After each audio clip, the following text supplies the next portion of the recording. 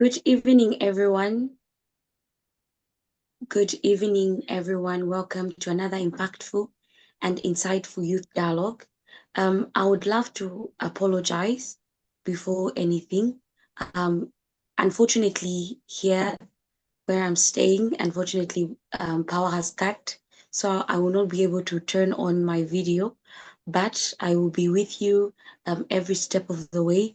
And yeah, as long as we can get each other, as long as we can communicate, that is what communication is. Good evening, everyone, once more. Welcome to another impactful and insightful youth dialogue with me, your host, Josiane Adolph. Now, today's theme is powerful and uplifting. Our theme is turning trials into triumphs, a journey of mental health, resilience, and advocacy. Now, it is very imperative to note that an individual's mental health is as important as their physical health. And so our theme suggests that an individual can transform their struggles with mental health into opportunities for growth, strength, and success. In simpler terms, our theme says overcoming mental health challenges and using those experiences to achieve success and help others. Now, to help us understand our theme better, I am joined this evening by mental health advocate and author, Mr. Wise Chibulu. And so I will allow him to introduce himself and tell us a bit about himself, and then we will continue from there. Mr. Wise Chibulu, you're welcome, sir. Introduce yourself and tell us a bit about yourself. Thank you.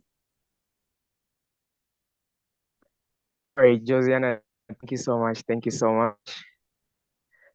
So like you said, my name is Awais Shubudu, and I'm a mentor with 2 years of advocates, and an author of the to be published book, which is entitled Drugs and Dreams, and also a certified relevant lead, and the founder of Cavendish Mental Health Society.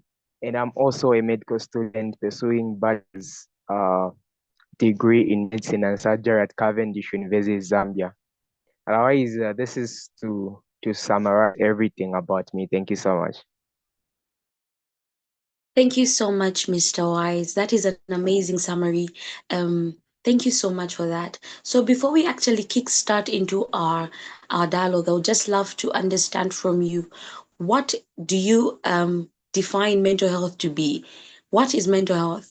Because people, we might be talking about mental health, but then we have people that do not understand what exactly is mental health.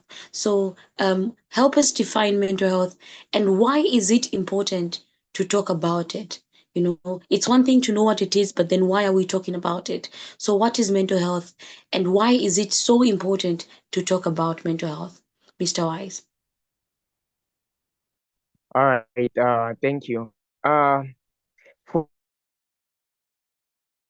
uh, the state of mind in which an individual is aware and can be able to cope up with the noises of life.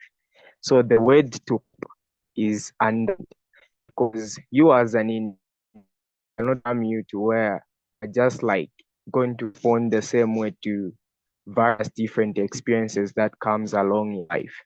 So basically, top up means preparing your mind for a situation that you can be able to con whatever emotion or mind. So I think that would be the mental health. To talk about, I like to say that times are changing. When you look at for example, the way we are living right now isn't the way that we are living 50 years ago. The things that we have gotten exposed are not the same things that our ancestors were exposed to. So, in short, what I'm trying to say, with the change of time, there are some such issues like mental health. So, it is really emulated. So, the first place where we can people is mental health. Like a lot of people have a lot of misconception about mental health, especially where I'm coming from. Someone mentions Chainama Hospital. Eventually, someone thinks of that's where people that are crazy or mad goes to. But actually, that is a misconception. and miseducation. So just like they've done it better to sensitize for cause prevention and illnesses, I feel it is the same way that we need to do for mental health. So just for the fact that we're having this conversation, this is where we can start from by sensitizing and educating people about this mental health that we are talking about. Thank you. Thank you so much, Mr. Wise, for making us understand what exactly is mental health before we actually get into the main discussion. And so you did mention in your introduction, Mr. Wise, that you're an author of a book, Drugs and Dreams. So this in this book, you share that you yourself struggled with drugs, addiction, and mental health issues. This is something that not a lot of people can do. Not a lot of people can come out in the open and openly discuss to say I've gone through substance abuse, I've abused drugs before, I've had depression, I've had anxiety, I've had suicidal thoughts. It is so rare to find somebody actually coming out and saying it, that this is what I've gone through, but this is how I've come out. And so I would love to know, um, what inspired you to share your story through Drugs and Dreams? What inspired you to share your story, first of all? And also, what inspired you to write Drugs and Dreams? And why did you pick that particular title, Drugs and Dreams? You could have gone for any other thing, but you went for Drugs and Dreams. So, what inspired you to share your story in the open using your book, Drugs and Dreams? What inspired you to write your book? And why did you choose that particular title? Thank you. Wow. Now you're about to take me back. So drugs and dreams is something that is dear to me. It's something that is close to me because in a way it describes a kind of life myself and my friends that surrounds me have lived. Basically, what inspired me, because I was working on this book that was in 2022, my first year. So what happened was that a certain high school friend of mine had come visit me at the boarding house, and we had a very long conversation, and he pointed out some things like how we are coming up from a place where, especially that our school was notorious and non, every time a child that gone to school that I was at was expected to start abusing drugs. So like having gone to such um, an environment, you know, it really in a kind of way, changed us and made us see people. And a lot of our friends broke down along the way, and some, entirely lost their self-esteem and they cannot really even anything, So we sat and we talked about this, and in the moment of reflecting on my life, because it was at a time that like just 2 years ago, attempted, I had a suicide attempt. So like it was more like trying to reflect on your life, look where I'm coming from, like, and yeah, I found myself in this position in circumstance, but what can I do for myself? The fact that I didn't lose the fire that I had when I started, like I've mentioned in the book, I was more of a scholar and academician. That's something that I've always liked since my childhood. So it had more of me reflect on my life, the journey that I've had. And it felt like, you want to change, you want to change. And then I said, how about, I start writing it down, like everything that I've been thinking, it just started like a series of articles. I wrote some articles entitled The Knowledge of Self, that was basically talking about how to discover yourself and stuff. So like I was writing more of my thoughts, I was writing them down in form of articles. I realized that actually this can be a very network, but then what title should I give it, because the idea was to talk about drugs and in reference to a specific topic. For example, if you see we have drugs and money, we have drugs and mental health, drugs and idea. And then after we had written all those ideas, what was we going to pick out from this that was going to make the overall title? I said, I think drugs and dreams sounded, summed up everything. Because in there, what I'm trying to say that drugs are going to block your destiny, like what you are supposed to do in your life. In as much I'm giving the information in a way that really worked out for me. For me, writing the book helped really helped me to to to to to point out some of the flaws that I have within myself. And so writing it like that as a book and going back to it from time to time has made me to realize on certain aspects that I really need to change. So like in a way, drugs and dreams summing up most of the aspects that really get affected by, exposing yourself to drugs.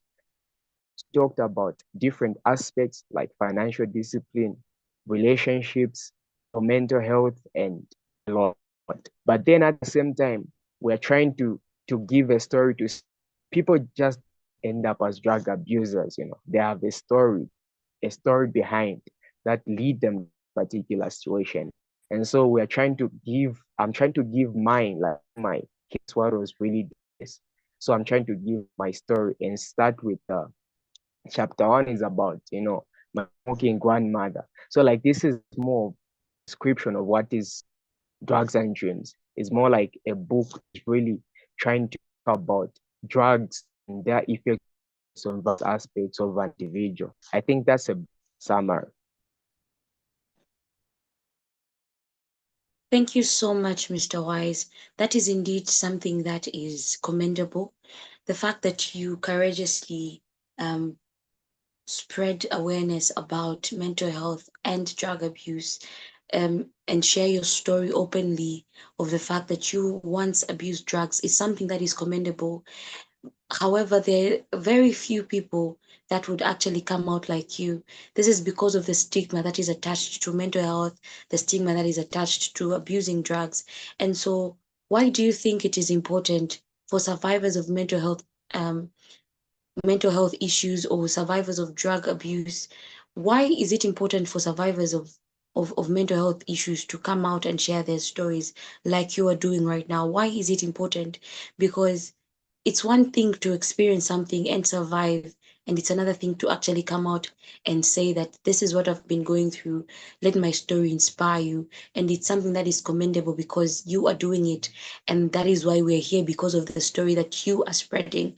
However, there are people that are still not that courageous to come out and say it. And so, why do you think it is important for a survivor of mental health issues, or a survivor of a suicide attempt, or a survivor of depression, a survivor of anxiety, a survivor of drug abuse?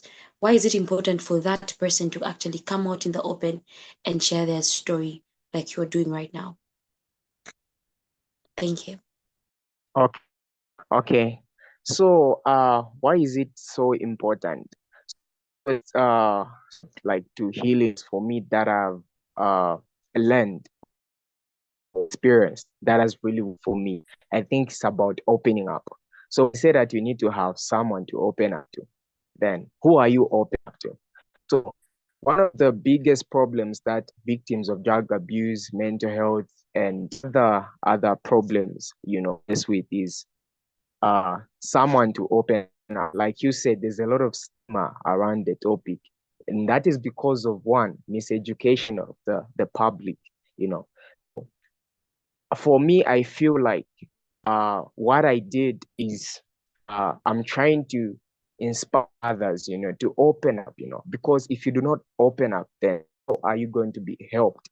If you need to the therapy, the counselor, and you cannot really, decide what is really the problem. So if you check, like I said, the book has got like over 11 chapters.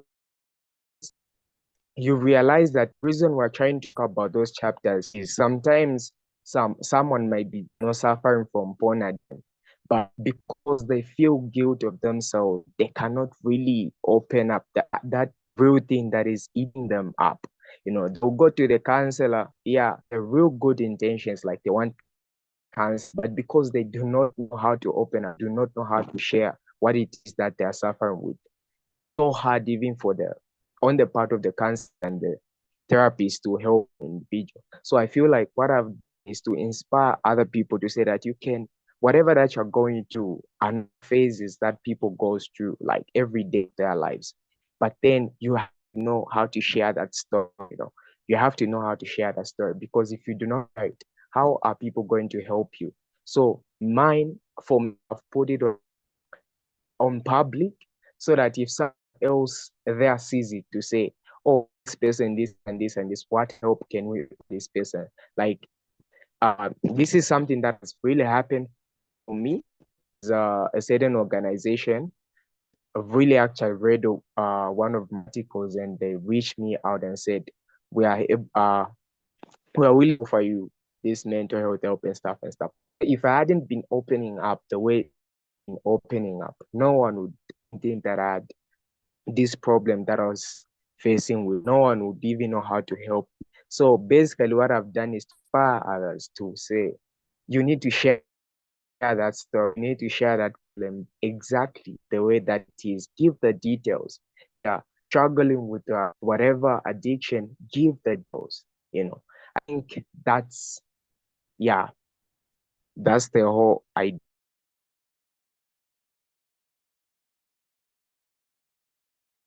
Thank you so much. So open up, share your story. Otherwise, how will people know that they can help you, and how will you inspire a person?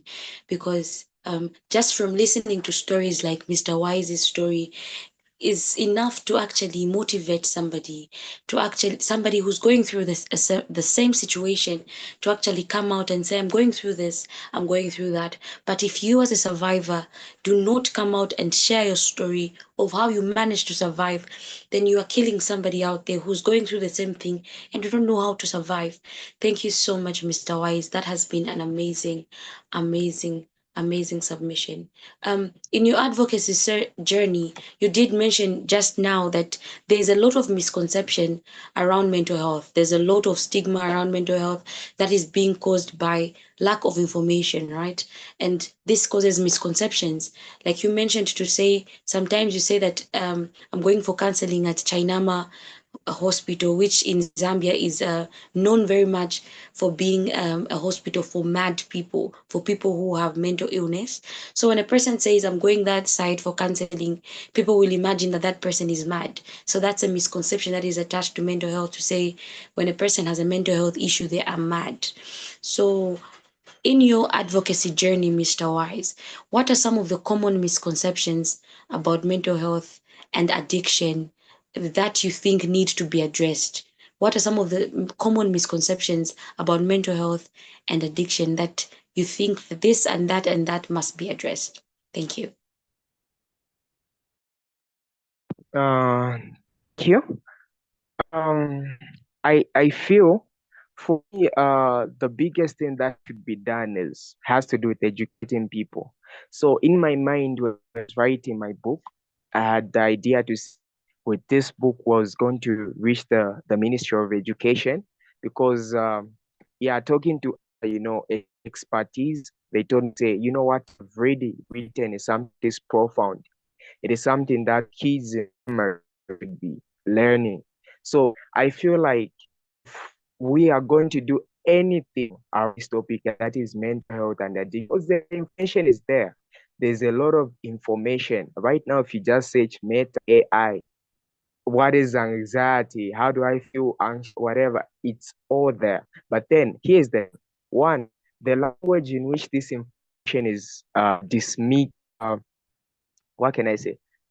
Distributed is somehow technical. Like, for example, you're talking to our African setup, we have people that are learning out there to spread most of this information in very technical language. So it's very hard to reach out to people.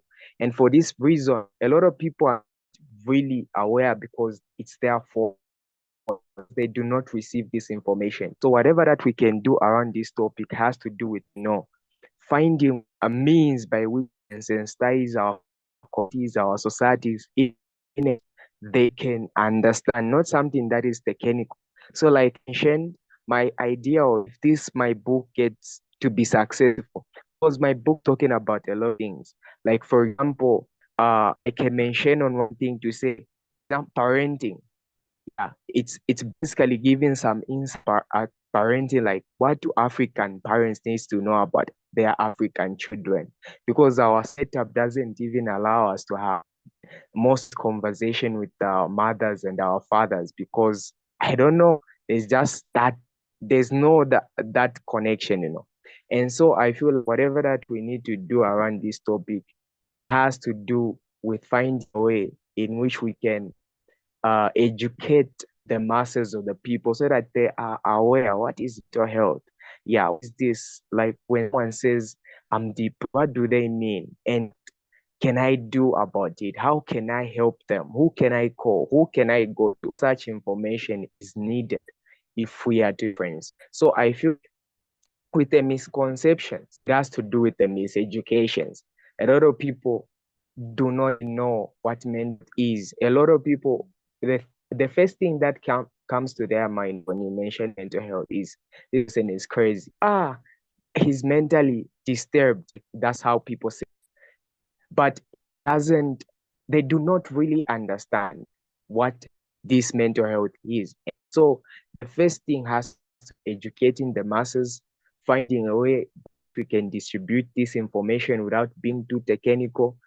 And I say we can move it as a campaign, just like the way they did for cholera campaigns. You have posters everywhere in clinic, whatever.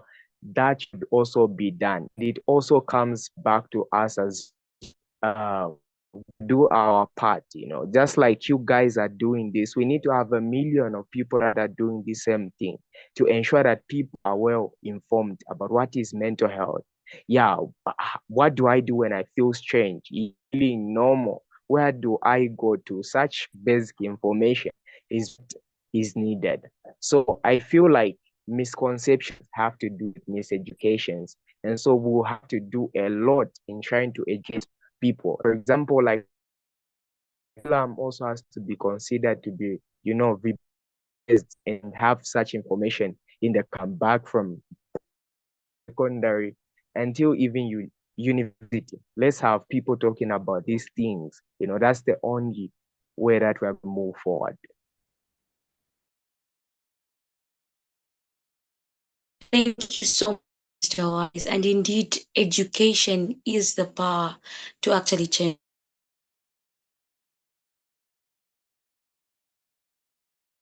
what exactly is happening because, like you mentioned, some of the common misconceptions about mental health are actually there because of lack of education. The public does not know, the public is not aware that actually a person can be you can actually be depressed and still smile, but people will be shocked when they see a person who used to smile a lot, a person who used to be very happy and excited, actually end up committing suicide. They'll be like, what happened? What were those demons and whatnot? But the thing is that there are a lot of misconceptions about mental health, and people are rarely come out to speak because of the stigma that is attached to mental health. And that is why, just like Mr. Wise has mentioned, it is very critical to have such discussions. It's very important to have such discussions around mental health because that's the only way we can move forward. Just like I started in my introduction, mental health is as important as physical health. And so neglecting one's mental health is the same as neglecting your physical health because you cannot function when your brain is actually broken. And that is why it is important to actually time to time talk about these issues, make this a global conversation, make this a global issue to discuss. Thank you so much, Mr. Wise. Now, back to the book Drugs and Dreams. um, you are connecting drugs and mental health, and so I would love to know, is there a connection between drugs and mental health? What are some common challenges that individuals face? What are some challenges that individuals face when they're struggling with addiction that can actually affect their mental health? Because you explained to say mental health is, how a person copes with their day-to-day life, how they manage to cope with challenges. And so is there a link between between drugs and mental health, to say when a person is abusing drugs or when they're on drugs, that those drugs can actually affect their mental health? Is that possible? Is it possible to have what, or let me just rephrase this. What are some common challenges that individuals face when struggling with addiction, and how can these challenges impact mental health? Thank you. Right. So I'll start with because first question is what I in drugs and mental health. Yes. So what I've really observed is uh, drugs. I can say the most common escape plan. I call it it's an escape plan. So whatever drug is it alcohol, is it whatever it is that you are thinking of it. Yeah, whatever it's go through most of these mental health issues. And they cannot really contain their emotions and so they resort to that. So what I really mean by that is anyone that we see, no matter how they will tell you, will give you excuse for what they drink. And yeah, what you really need to know is they are trying to escape from it. So here's the thing about addiction. Um, that people do not even really as people think. Like if you see someone drinking, that here's the thing about addiction. So there is addiction, and then there is a trigger. There is a trigger that causes you to go back to specific drug. So and this trigger right here is figured it out, you will still keep on going on to that same escape plan or that specific. So let's think about it is the most abused. So the person that is depressed, and that depression comes from maybe being called back, or maybe being harassed and stuff like that. And once they get triggered, they go back to a specific drug, which makes them maybe feel they undermine whatever that depression they have and stuff like that. So until that person figures out that trigger, until that trigger is moved out, the person will still back to that drug. So this is it's only a trigger, and there's addiction. So if I kill the trigger for some, some relapse of the memories of maybe parents lost, maybe starved and stuff. Some those thoughts and emotions, they can be triggers back to that drug they keep on going back to. So general idea is for addiction, you have to kill the trigger person to go back to that particular drug. So in a way, I feel like drugs, even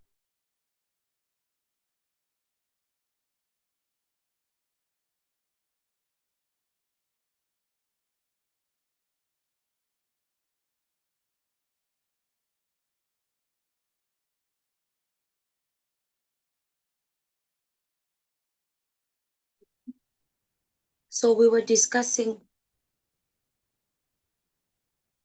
good evening.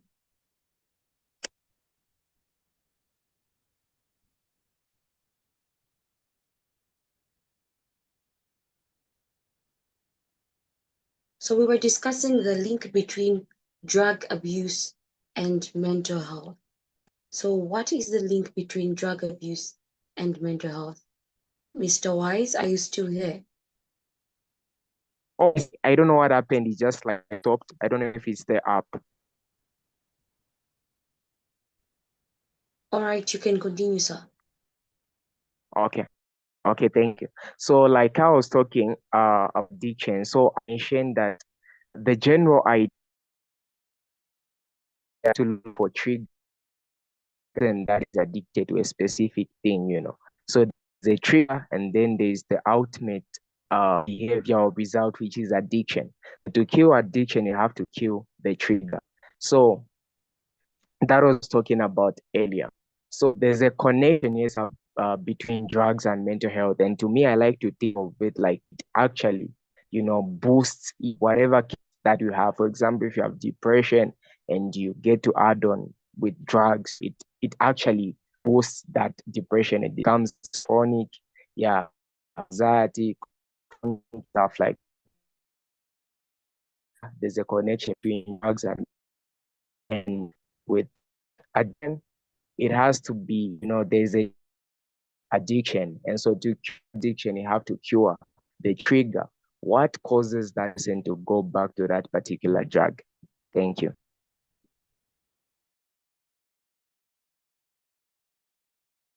Thank you so much, Mr. Wise. There's actually, indeed, just like Mr. Wise has mentioned, to say there is a connection between drug abuse and mental health. Because just addition to what he mentioned is that actually some people do abuse drugs because of what they're feeling. Like he mentioned, to say a person may be depressed and actually decide to abuse substance so that they can overcome that depression that they're actually going through. And so there is a link between depression or between mental health and drug abuse, in that one leads to the other and the other leads to the other. So a person may be abusing drugs and actually start to be withdrawn from society. They start to be depressed, or they may be depressed and start using drugs. And so there is a link between the two, and that is why we're actually talking about drug abuse and mental health. So now, Mr. Wise, how can individuals, communities, and institutions better support people struggling with mental health issues and addictive behaviors? Because one thing is that indeed society is misinformed, and it lacks the education that is needed. There's, like you mentioned, to say there's no education. These people are not informed. They're not educated about mental health, and so it's creating all this stigma, all these misconceptions that surround mental health.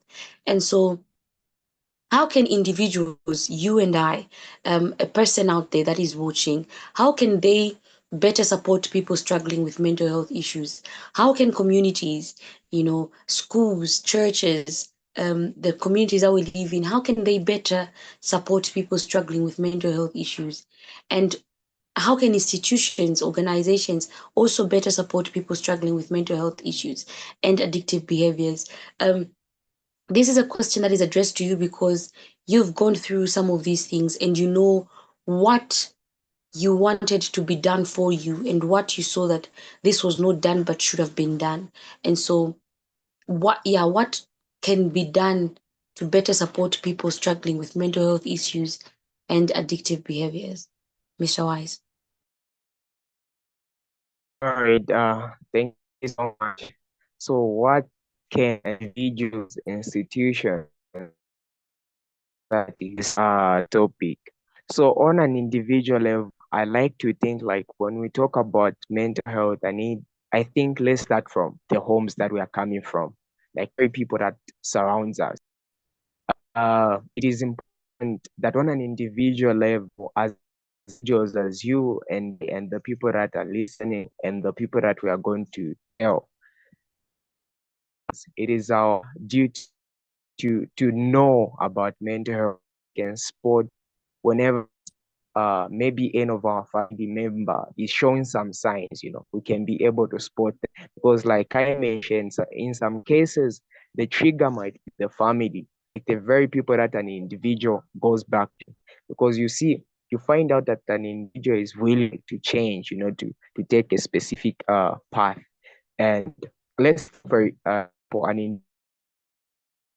and this killing is only going to be efficient if the people from which this person is coming from so helping.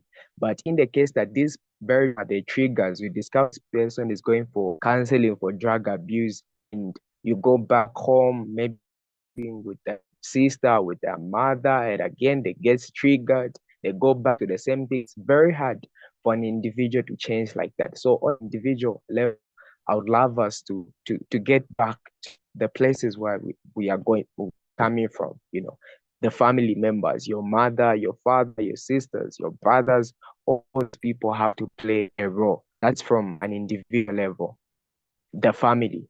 And then when it comes to society, I think we need to support groups are really helpful, and they really help. Like last we had an opportunity about the therapy room, and once in a while we could discuss some of these things, like these same topics, and it was really, really boosted and really helped most of us. So I feel like as societies, there is youths to come together, create support groups a lot, within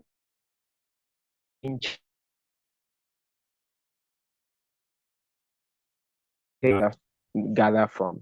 So I feel like as a society, that's what we need to do. We need to emulate support groups.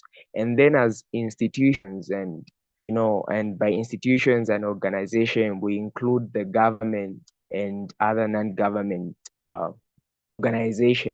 What can the government do? So like I stated earlier, there's a need, a very a need to reverse the curriculum. As such, most of these things that we are talking about right now, they're not included in the curriculum.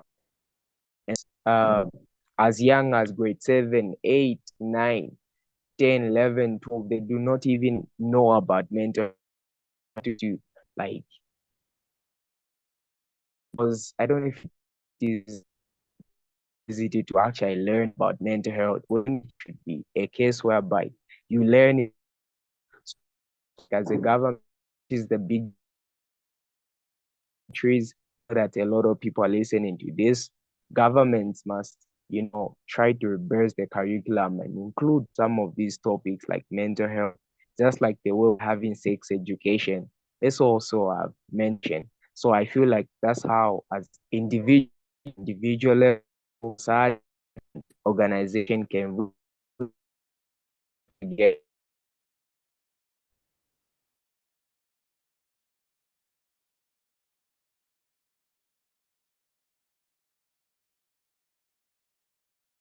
Thank you so much, Mr. Wise. And you ended on a very important note, which is that the curriculum must be revised. I don't know about other African countries, but in Zambia, sex education is there, but there is really little or no mental health education at all. And the government must revise the curriculum. Governments from all African countries must revise if the mental health is not among the things that are learned in school. And also, like the curriculum of African countries must just be revised altogether, because some of the things that some of these children are learning in schools are very, very inadequate and are very, very not needed. And some of the things that are really needed are being neglected. And that is how come we're having all these misconceptions about important topics. Thank you so much. Just to highlight a few things that you mentioned, to say, what can individuals do? You went to talk about the fact that we need to educate ourselves. It's our role, it's our responsibility to educate ourselves and find out what exactly is mental health. You know, he mentioned to say it is very important to educate ourselves and find out what exactly is mental health. So that, because a society, a community starts with you, it starts with me. And so if we educate ourselves and if we, come to terms and understand what exactly is mental health, what are some of the misconceptions surrounding mental health, it can be very, very helpful in that we, each individual is what is making up their communities. And so I'm part of my community, you're part of your community. And if we take it upon ourselves and educate ourselves about mental health, it will be very easier to actually tackle these misconceptions on mental health. He also mentioned to say we need to have mental health campaigns. We need to have campaigns the same way we're having this discussion. We should be having such discussions. Normalize talking about mental health. Normalize having discussions around mental health. That's the only way we can actually make remove the stigma that is attached to mental health. Thank you so much, Mr. Wise.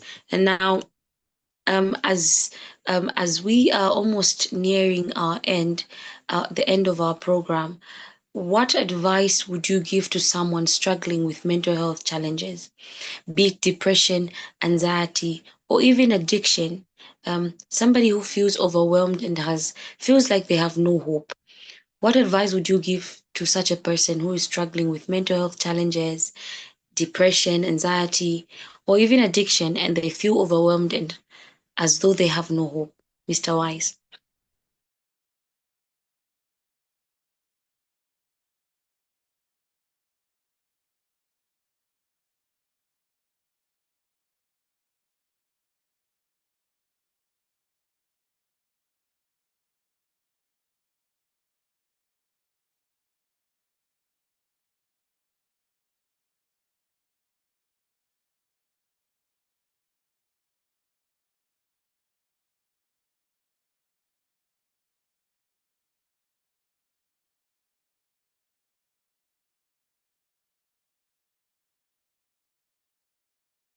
Oh, thank you, Josiana. Glad what's happening to the app. I got your question.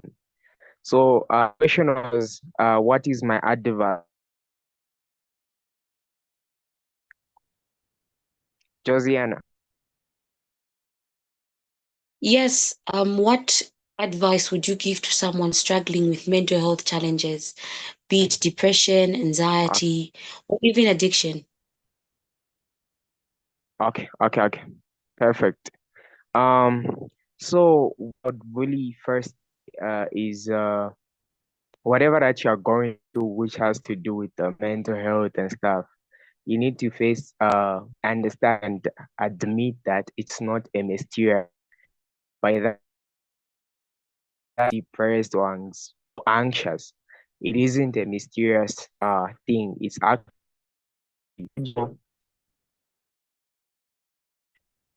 it's actually a psychological.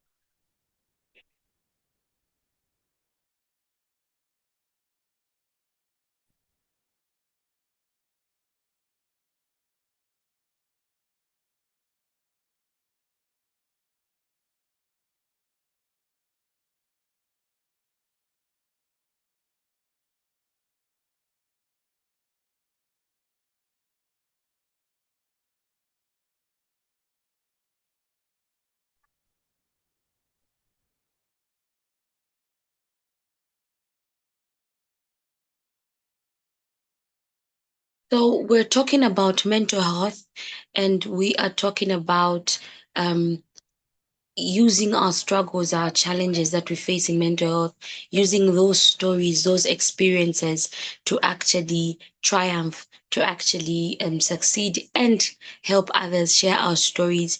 And we have with us Mr. Wise Chibulu, who is a mental health advocate and an author who actually is openly sharing his story of actually the fact that he himself struggled with mental health issues. He did mention here on the platform that he actually had a suicide attempt. This is something that not a lot of people are open to discuss and talk about. And so we are having this discussion, and we started with actually defining what is mental health. And we said mental health is the ability to cope with the challenges of life.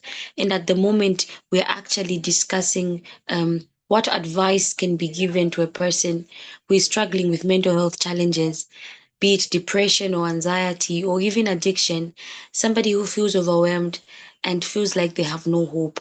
And so, Mr. Wise, you were addressing this question to say, what advice would you give to someone struggling with mental health challenges, Mr. Wise?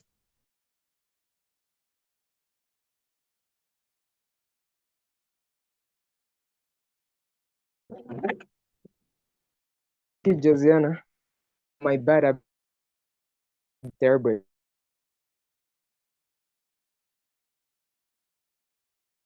That my advice would be, it might be depression, stress, anxiety.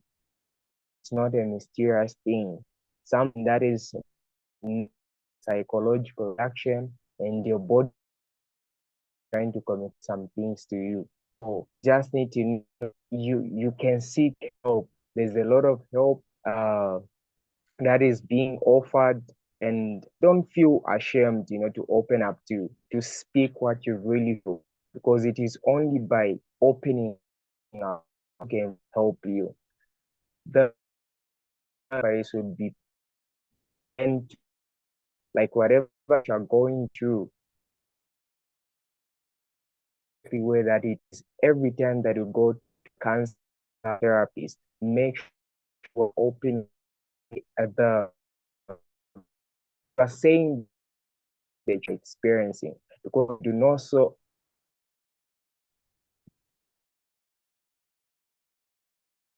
advice. And then the other thing, please be kind, and that is everywhere that we are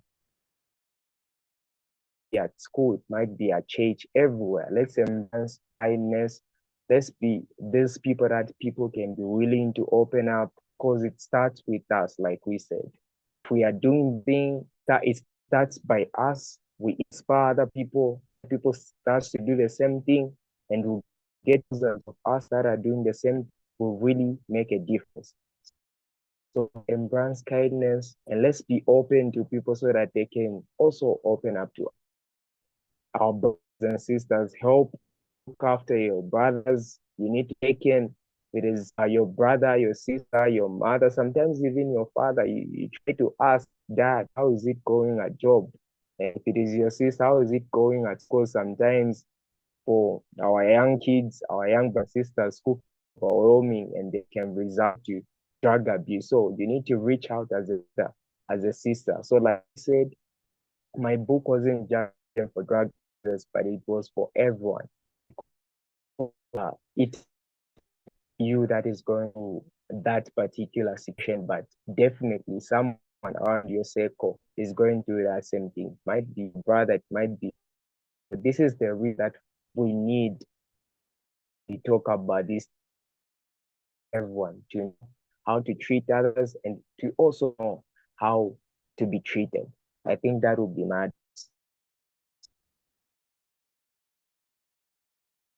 Thank you so much, Mr. Wise. He's telling somebody who's going through um, depression, somebody who's going through anxiety, someone who's actually going through addiction, to say, do not be ashamed.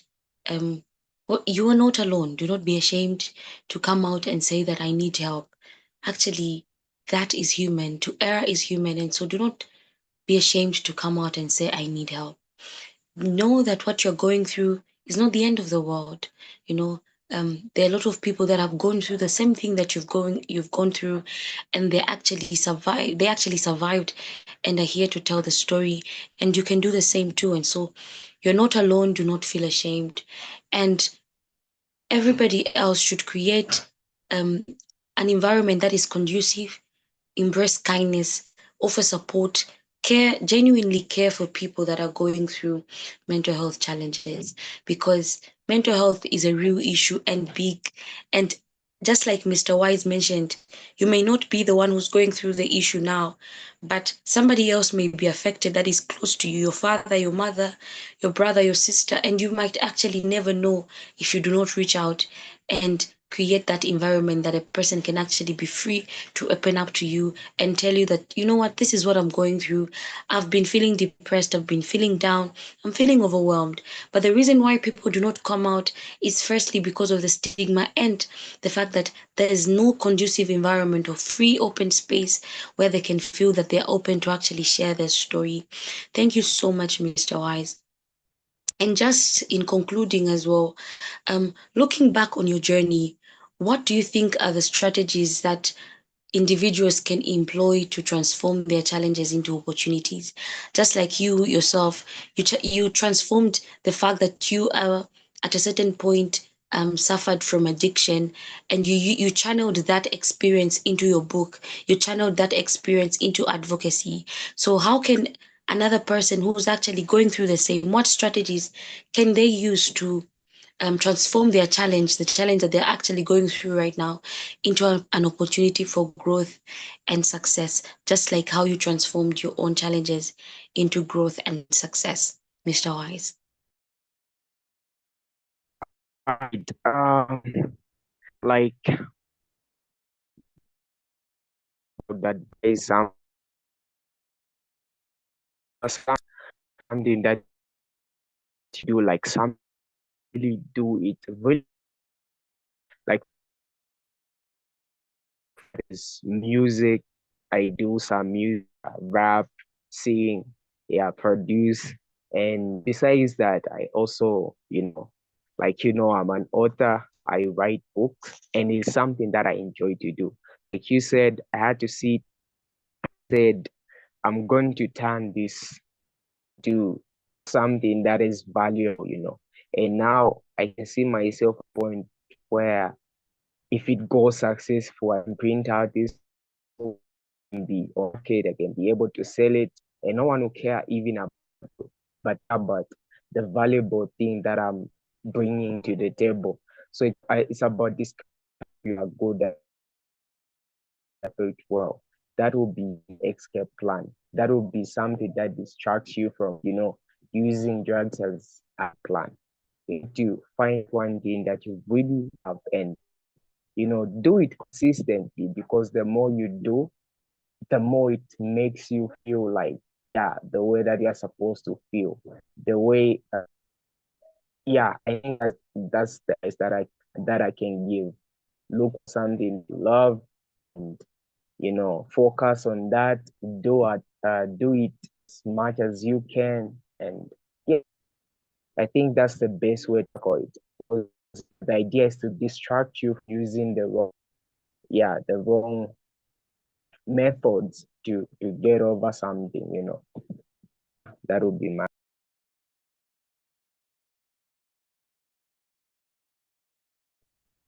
Thank you so much, Mr. Wise. And today's theme has been very powerful. And we've been talking about mental health, and our theme was turning trials into triumphs, a journey of mental health, resilience, and advocacy.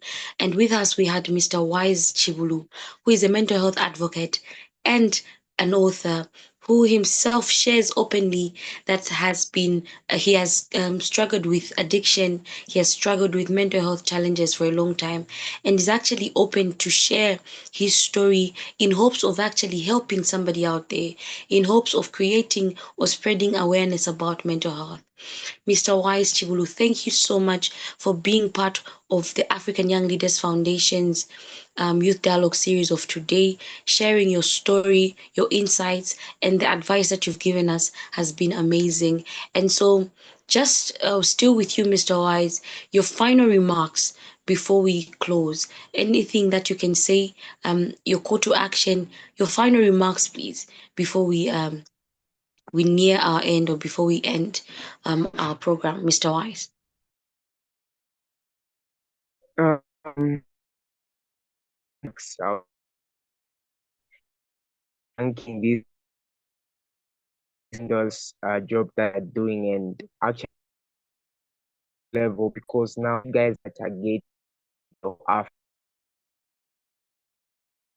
Zambia, seeing societies go on, it's really call upon the organization to organize this uh in national. We can have people from South Africa, yeah, Ghana, or just come and we need to find solutions to this as soon as possible. And as I'm because the rampant increase of mental health challenges are among the people, there's been a decrease in productivity. And if people are not productive, eventually the whole country, the whole continent is all time. So I feel like such initiatives has to be supported. Let's have this, let's have, yeah, I have to say thank you so much for giving me this platform. to talk about my book. It's kind of important for me. I really appreciate it. Thanks so much.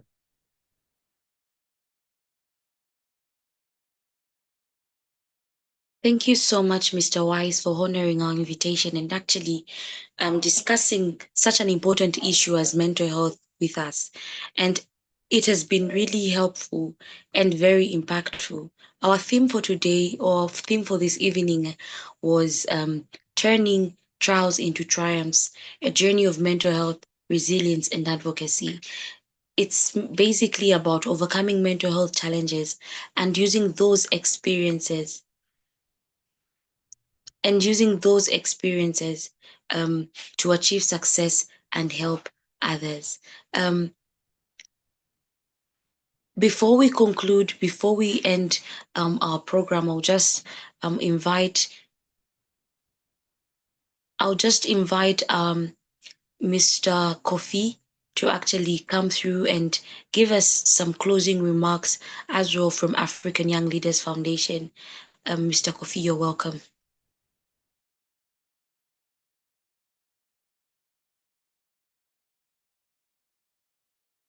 Thank you so much, our dear host, Miss Josiana Dove. Thank you so much, Mr. Wise Chibolo, for the insightful information that you have shared with us. So I'm not going to take much of your time. As you know, today is our last dialogue series of the year.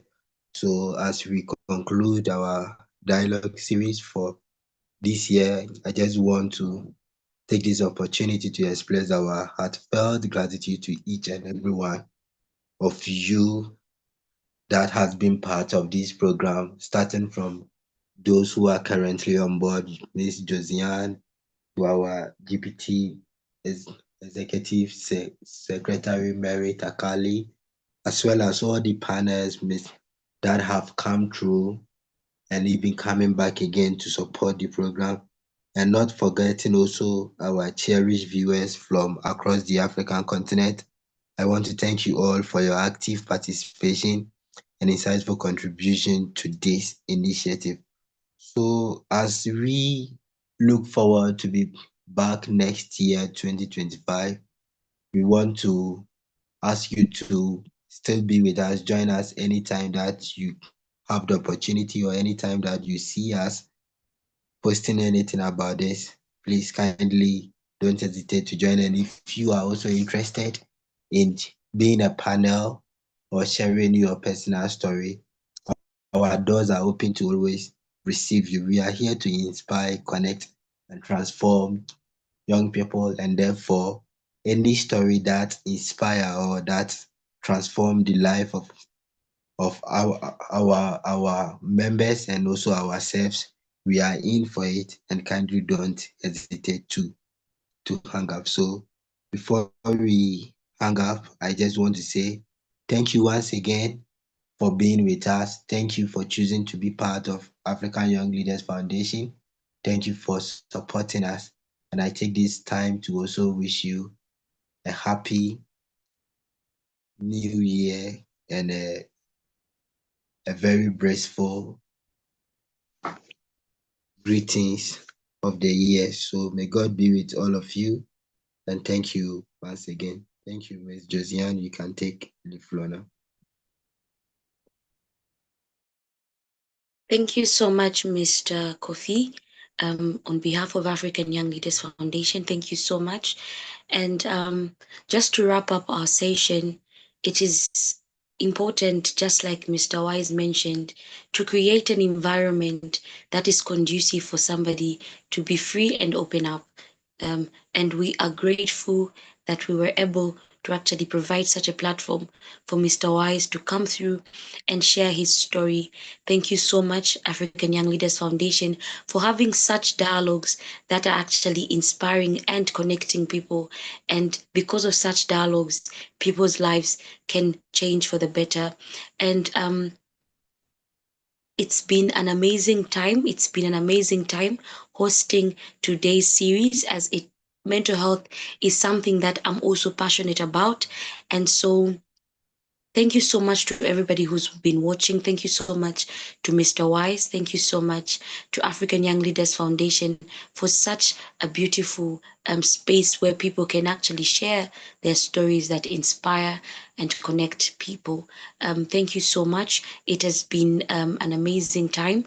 My name is Josiana Doff, and I had an amazing time hosting today's series. Thank you so much. And until we meet again, thank you.